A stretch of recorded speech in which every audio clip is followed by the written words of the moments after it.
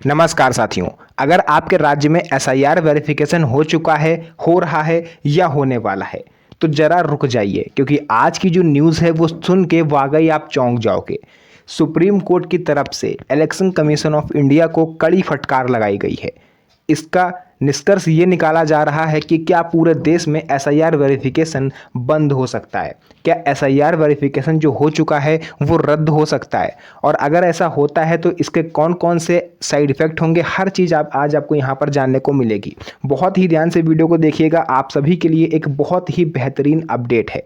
तो आइए वीडियो को स्टार्ट करते हैं और एक एक करके सभी चीज़ों को विस्तार से समझते हैं। देखिए, वैसे तो एसआईआर वेरिफिकेशन लगभग कई राज्यों में हो चुका है ना। लेकिन आज जो मैं बात करने वाला हूँ वो मामला जो है वो कर्नाटका से जुड़ा हुआ है ना। कर्नाटक से वो मामला जुड़ा हुआ है, लेकिन अब ऐसा नहीं है कि ये मामला दूसरे राज्य का है तो इससे आपको कोई लेना देना नहीं है, क्योंकि एसआईआर देखिए बिहार में भी हुआ, पश्चिम बंगाल में भी हुआ, यूपी में भी हुआ और अन्य राज्यों में भी हो रहा है और होगा। तो इससे आप पल्ला नहीं झाड़ सकते। लेकिन जो कर्नाटका में विवाद हुआ है उसे आपको समझना बेहद ज़रूरी है। इलेक्शन कमीशन ऑफ इंडिया से क्या कहा गया है और क्या आपके राज्य में भी ऐसा कुछ हो सकता है। मेरी आप लोग से रिक्वेस्ट है कि प्लीज़ इस वीडियो को पूरा ज़रूर देखें। मैंने आप लोगों के लिए मेहनत करके पूरी रिसर्च करने के बाद कई सारे चीज़ों को तैयार किया है। देखिए, इस बार का जो विवाद है वो ग्रेटर बेंगलुरु अथॉरिटी यानी जीबीए से जुड़ा हुआ है। यानी ये कर्नाटका का मामला है। जीबीए ने सुप्रीम कोर्ट ने आवेदन देकर के ये कहा है कि बेंगलुरु के 5 नए सिटी कॉरपोरेशन के 370 वार्डों में 31 अगस्त तक चुनाव कराना संभव नहीं है। यानी ये जो मामला है ये नगर निकाय चुनावों से जुड़ा हुआ है। जैसे गांव में हम लोग प्रधानी के चुनाव कहते हैं, शहर में हम लोग पार्षदी के चुनाव कहते हैं, उसी तरह से ये है ना। एक तरह से बेंगलुरु में पार्षदों के चुनाव को लेकर के ये चीज़ अटकी हुई है। जिस तरह से यूपी में ग्राम प्रधानों के चुनाव को टाल दिया गया, उसी तरह से बेंगलुरु में भी इस चीज़ को कहा जा रहा है।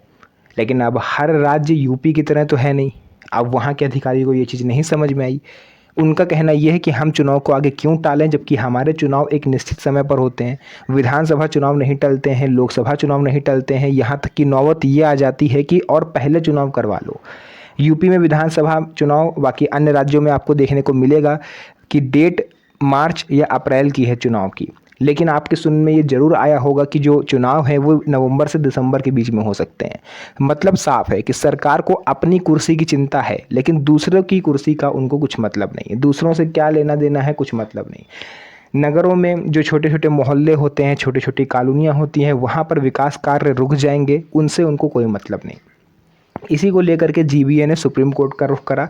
इसलिए अदालत से जो जीबीए है यानी ग्रेटर बेंगलुरु अथॉरिटी, उन्होंने ये अनुरोध किया है कि चुनाव की समय सीमा बढ़ा करके 31 दिसंबर कर दी जाए। ध्यान से सुनिएगा, ऐसा इन्होंने क्यों कहा। ये लोग चाह नहीं रहे थे, लेकिन फिर भी इनको कहना पड़ा। लेकिन यहीं से मामला और ज़्यादा दिलचस्प हुआ। सुप्रीम कोर्ट पहले ही दे चुका है सख्त चेतावनी। 20 मई की सुनवाई में सुप्रीम कोर्ट ने कहा था, इसको लेकर के 20 मई को सुप्रीम कोर्ट में सुनवाई हुई थी। चुनाव टालने की आदत अब बंद होनी चाहिए। ये केवल कर्नाटका के लिए नहीं है, ये हर राज्य के लिए है। जो सरकारें करती हैं ना कि पहले कहीं और बिजी रहीं, जब समय मिला तब उनको ध्यान आया कि हाँ यहाँ चुनाव करवाने थे, फिर ये कह के टाल दिया जाता है कि अभी तैयारियाँ पूरी नहीं हुई हैं। जैसे कि यूपी में प्रधानी के चुनाव देखने को मिला। इतिहास में पहली बार प्रधानों को ही प्रशासक बना दिया गया, बिना उसके साइड इफ़ेक्ट जाने कि इससे क्या क्या इफ़ेक्ट हो सकते हैं। अब प्रधानों को पहले से ज़्यादा ताकत मिल गई है ना। पहले वो बहुत ज़्यादा विकास कराते थे गांव में, अब उससे ज़्यादा विकास हो गए, तो आप लोग समझ रहे हो है ना। चुनाव टालने की आदत अब बंद होनी चाहिए। उस समय कोर्ट ने अंतिम मौका देते हुए चुनाव की जो डेडलाइन है उसे 31 अगस्त तक बढ़ाया था और ये स्पष्ट कहा था कि इसके बाद अब कोई एक्सटेंशन नहीं मिलेगा किसी भी कीमत पर। ये कहा गया था सरकार से, है ना। लेकिन जीबीए यानी कि जो अथॉरिटी है उनकी अपनी अलग मजबूरी है। चुनाव क्यों नहीं करा पा रही अथॉरिटी, ध्यान से सुनिएगा।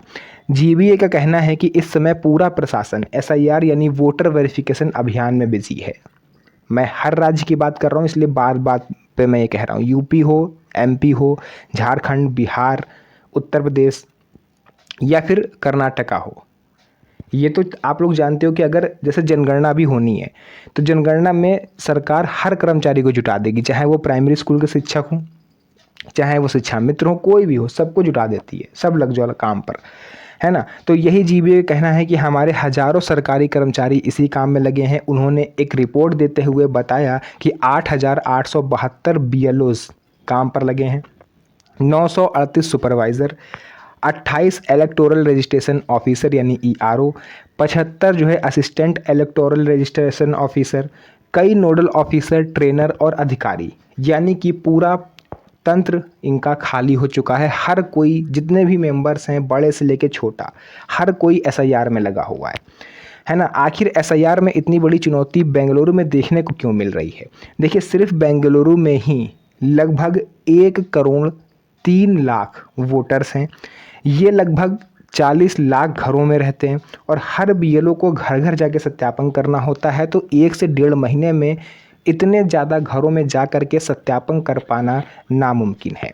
यदि घर किसी का बंद मिलता है तो कम से कम उसमें 3 बार विजिट अनिवार्य है। सरकार की भी तो आप शर्तें देखो कि अगर आप किसी के घर पर जा रहे हो, उसका घर बंद है, ताला पड़ा हुआ है, तो उसके घर पर आपको 3 बार विजिट करना ज़रूरी है। 1 बार नहीं मिलेगा, 2 बार नहीं मिलेगा, तीसरी बार तो मिलेगा। आप सोच के देखो, आप 40 लाख घरों में से अगर 1 लाख घर बंद मिलते हैं तो इन बीएलओज को फिर से चक्कर लगाने पड़ेंगे। कितना ज़्यादा प्रेशर गवर्नमेंट इन पर डाल रही है। यानी अब तक लगभग 53,95,000 एन्यूमरेशन फॉर्म वितरित किए जा चुके हैं, आधे अभी वितरित होना बाकी हैं। आगे का पूरा टाइमलाइन क्या है? 5 अगस्त को ड्राफ्ट वोटर लिस्ट जारी होगी। इसके बाद दावे और आपत्ति की प्रक्रिया चलेगी। अंतिम वोटर सूची 7 अक्टूबर को प्रकाशित होगी। अब सवाल यहीं पर उठ रहा है कि अगर अंतिम वोटर लिस्ट अक्टूबर में बनेगी तो अगस्त में चुनाव कैसे हो पाएंगे? खुद आप लोग सोचो, जब एसआईआर की जो फाइनल लिस्ट है वो अक्टूबर में आ रही है तो चुनाव पहले कैसे हो सकते हैं? इसी आधार पर समय बढ़ाने की मांग करी गई है। हमारे यूपी में भी देखने को मिला था, एसआईआर की फाइनल लिस्ट आई, फरवरी में आने को थी, मार्च में नहीं आई, अप्रैल में आई। उसमें अभी कुछ गड़बड़ियाँ थी तो उसको एक बार फिर से संशोधित किया जा रहा है। लेकिन खैर, यूपी में चुनाव तो अभी टाइम है होने में, तो यहाँ पर तो चलिए निपट गया। लेकिन अन्य राज्यों का क्या?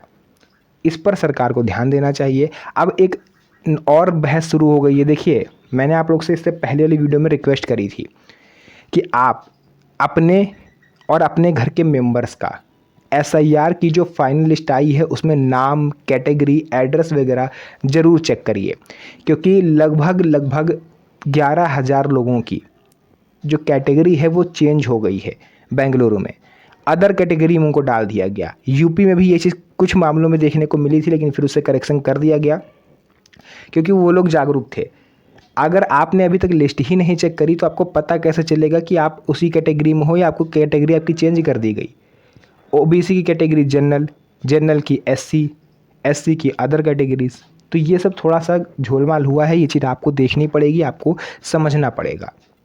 अच्छा, इस मामले में इलेक्शन कमीशन ऑफ इंडिया का क्या कहना है? कर्नाटक के जो मुख्य निर्वाचन अधिकारी हैं उनका कहना है यह कैटेगरी मुख्य रूप से उन लोगों के लिए इस्तेमाल की जा रही है जिन्होंने अभी तक इनुमरेशन फॉर्म पर हस्ताक्षर नहीं किए। अगर आपने हस्ताक्षर कर दिए, आपके सिग्नेचर वगैरह हो गए, डॉक्यूमेंट आपने दे दिए, तो फिर आपकी कैटेगरी सही हो जाएगी। लेकिन बीएलओ कुछ और ही बता रहे हैं। देखिए, अगर आपका नाम 2002 की वोटर लिस्ट में नहीं है तो ये तो तय है कि आपको मुसीबत आनी है। आप पर हियरिंग का नोटिस आएगा, आपको सुनवाई पर जाना पड़ेगा, कई सारी चीज़ें हो सकती हैं। लेकिन मैंने कर्नाटका का यहाँ पर आपको मुद्दा बताया, वहाँ पर काफ़ी ज़्यादा तामझाम चल रहा है। वहाँ पर सुप्रीम कोर्ट और जीबीए आमने सामने हैं। जीबीए जो है वो कह रहा है कि हम चुनाव दिसंबर से पहले करा ही नहीं सकते, और सुप्रीम कोर्ट का कहना है कि अब हम डेडलाइन बढ़ाएंगे नहीं, 31 अगस्त लास्ट डेट है। तो खैर, वहाँ पर जो होगा सो होगा। लेकिन मैं आम जनता से ये अपील करना चाहूँगा कि एक बार एसआईआर की जो फाइनल लिस्ट आई है उसे चेक ज़रूर करिए। सुप्रीम कोर्ट ने यहाँ तक कह दिया था कि अगर ऐसे ही चलता रहा पूरे देश में तो हमें मजबूरन एसआईआर को रद्द करना पड़ेगा या बंद करना पड़ेगा, क्योंकि हर अथॉरिटी अपनी अलग लिस्ट नहीं बना सकती ना।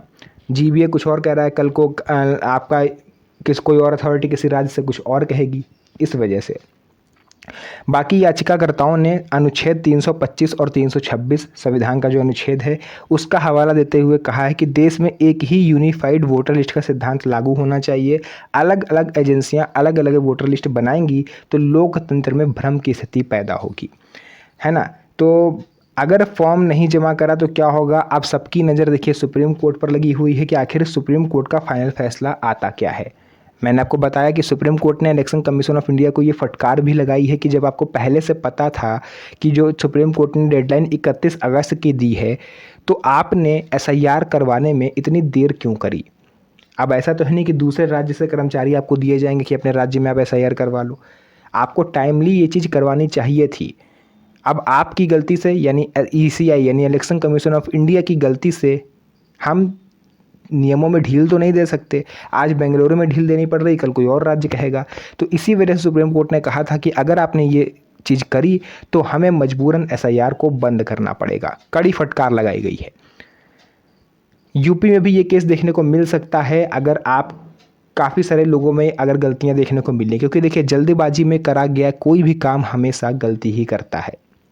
और एसआईआर जो है यूपी में हो चाहे अन्य राज्यों में हो, काफ़ी जल्दबाजी में कराया गया। क्यों? क्योंकि उधर प्रधानी के चुनाव आ रहे थे, तब भी तो सरकार को प्रधानी के चुनाव टालने पड़ गए। बहुत सारी चीज़ें हैं, अगर आप समझने बैठ जाओगे तो आपका सर चकरा जाएगा, आप घूम जाओगे, लेकिन आपको वो समझ में नहीं आएगा। तो मैंने जो भी चीज़ थी आपको पूरा विस्तार से समझा दिया है, जो भी जानकारी थी मैंने आपको बताया। वीडियो पसंद आई हो, वीडियो को लाइक करके चैनल को सब्सक्राइब जरूर कर लीजिएगा, क्योंकि इस तरह की वीडियोज़ मैं आपके लिए बनाता रहता हूँ। तो फिर से मुलाकात होगी आप सभी से एक और नई मज़ेदार वीडियो में। तब तक के लिए धन्यवाद। जय हिंद।